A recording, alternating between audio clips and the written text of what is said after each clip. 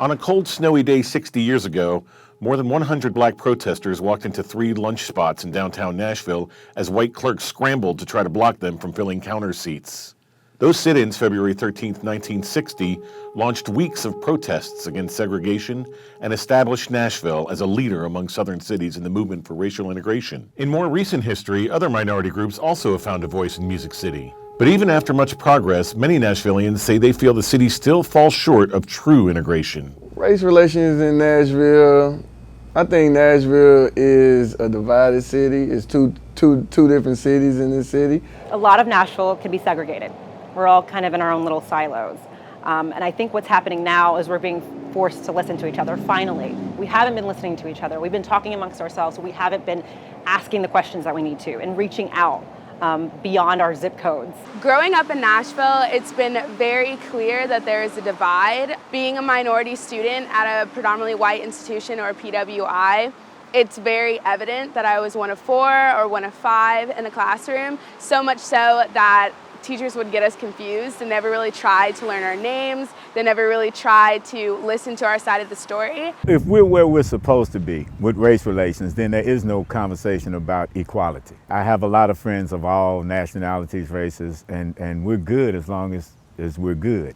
But when things get uncomfortable, we are yet to have that uncomfortable conversation. Family members that have disagreed and pushed back with what I'm trying to say. And it's not always heard, partially because I'm young. It's hard to see that they don't share the same empathy and that they don't care as much as I do about other people. And that's hard to see because I want my family to love and accept everyone. Being an African American as well as being a Muslim, we have there's just the cross-sectionality, there's cross-sectionality there.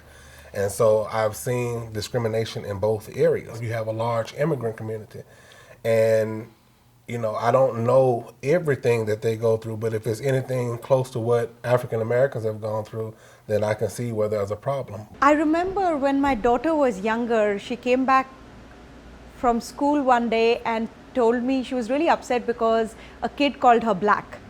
And my first reaction was, I said, "And did you turn and say thank you?" Because it's a color, right? There is somebody who's got blonde hair, there is somebody who's got red hair. So I said, there's nothing for you to be upset about it. It's beautiful, it's my favorite color. So I think what is very important is this education starts at school. It starts at school level because there are some kids who come from houses where they haven't seen diversity or color. Moving here from Chicago, where it was just a melting pot, I didn't see a lot of that mixture happening here in Nashville. Even within the circle of groups of friends that I began to meet, I noticed that I was the only person that was of color. After the election, there was a women's march. Seeing the amount of people that were there and the diversity that was in that crowd really made me rethink some of the ideas I had of what the South was all about. I think we are in a particular moment of history where things are going to change. The tide is turning in the direction that Dr. King has spoken about in the past, the mountaintop. We're actually moving in that direction right now. The voices that have been silenced have felt that they were on the outskirts of mainstream. They're being heard now. And it's time for us to listen and make those adequate changes. And ultimately, it's best for all of us, not just one group. We are one group of people, and we all have to embrace that, not just the minority. When I look at the students that I teach, I'm very encouraged because things like ethnicity, things like sexual preference, sexuality, whatever, it just doesn't matter that much to them.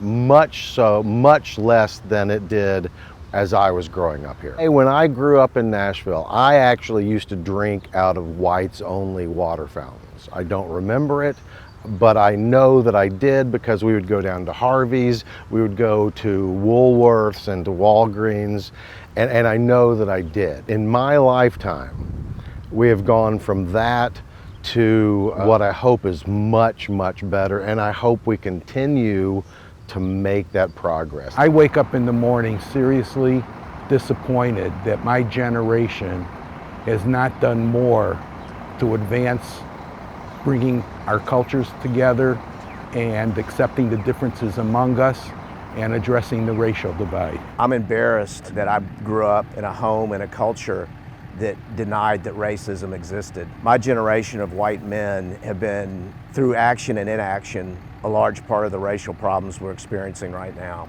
And I think it's time for us to sit back and shut up. A study says that Nashville is expected to be majority-minority within 20 years.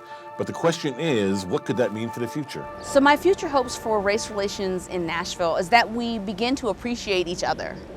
Each ethnicity that's here brings a unique flavor to the city. We're all already living together, we're existing, but now we need to learn each other.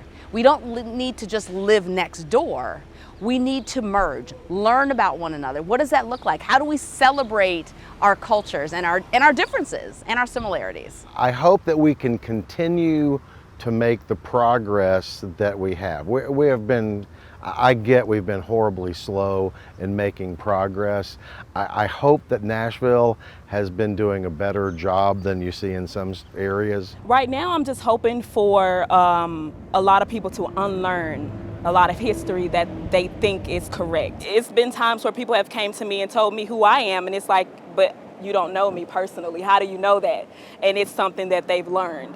So I feel like if we're able to unlearn certain things, then that can open the door for us to be like, okay, let me ask these questions. Let me talk to her, and instead of, stereotyping her or refusing her or being discriminative against her because of what I've learned in history. I think a lot of people aren't wanting to do the dirty work. And the dirty work is you have to unlearn hundreds of years of white supremacy, and you're having to learn a completely different perspective, one in which white people are not always the good guy, which is something you don't learn in Eurocentric history. In order for us to get along, there has to be a basic understanding, there needs to be a basic level of respect, and the respect has to be like, your black peers are not your educators, and that's not our job to be. We are going through a very hard time. It's exceptionally hard to see people who look like you be killed and arrested. Like for me, I saw one of my classmates get pulled out of a car and tased on national television, so much to the point that he literally went into cardiac arrest. And that's something that is definitely painful. So I can't sit here and comfort people right now. But it's also not my job to educate everyone on the black experience. One, because black people aren't a monolith. We all have different experiences. And two, Google's free. We will not grow or get any further until we have discussions about the S word. We have to talk about slavery. This country's roots are from pain and suffering and hypocrisy. And so the fruit cannot be really good if the roots are made from poison and someone else's blood. You have to discuss that. If you don't discuss it, we can't move further, and the fruit will never be right. We almost have to pull the tree up and start over. Well, I just hope that we're able to move forward rather than go backwards. This is an opportunity for us all to take a look at ourselves. No one wants to put anyone down. Everyone has something to be proud of. No one wants anyone to give up their history or heritage.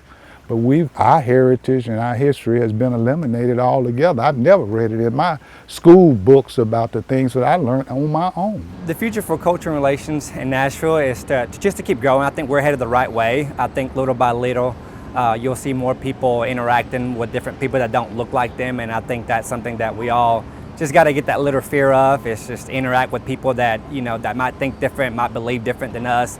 But at the end of the day, I think the main key is just to be kind to each other.